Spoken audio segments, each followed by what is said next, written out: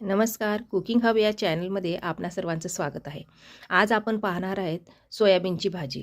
त्याच्यासाठी सर्वप्रथम एका भांड्यामध्ये तेल टाकून त्याच्यामध्ये मोठा मोठा चिरलेला कांदा, 5 ते 6 लसणाच्या पाकळ्या, 1 आल्याचा तुकडा आणि 1 ते 2 टोमॅटो हे सर्व साहित्य व्यवस्थित हलवून भाजून घेतलेलं आहे. मात्र पाणी बिलकुल टाकायचं नाही. याला आपल्याला तेलामध्ये चांगलं फ्राय करून घ्यायचं आहे. त्याच्यानंतर याच्यामध्ये थोडेसे शेंगदाणे टाकलेले आहेत आणि त्याचबरोबर 7 ते 8 काजू टाकलेले आहेत. तसेच मिरे 5-6, लवंगा 2-3 आणि दालचिनीचा तुकडासुद्धा याच्यासोबतच टाकायचा आहे. आता आपला हा मसाला चांगल्या प्रकारे भाजलेला आहे. तो आता मी एका मिक्सरच्या भांड्यात काढून घेत आहे आणि त्याच्यामध्ये थोडीशी हळद, लाल तिखट आणि चवीप्रमाणे मीठ टाकणार आहे, जेणेकरून हे सर्व साहित्य चांगल्या प्रकारे एकजीव होईल.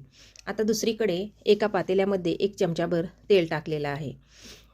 त्यासोबतच त्याला जिरे आणि मोहरीची फोडणी दिलेली आहे आणि बारीक चिरलेली थोडीशी कोथिंबीर टाकायची आहे. आता याच्यानंतर आपल्याला जो आपण मसाला बारीक वाटून घेतलेला होता तो टाकायचा आहे आणि चांगल्या प्रकारे त्याला फ्राय करून घ्यायचं आहे, जेणेकरून त्याचं थोडंसं तेल बाजूला होईल.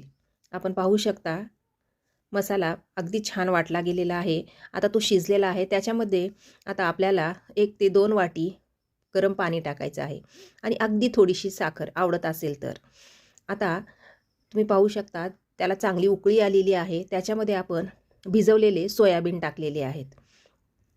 अशीच 2 ते 3 मिनिट चांगली उकळी येऊ द्यायची आहे.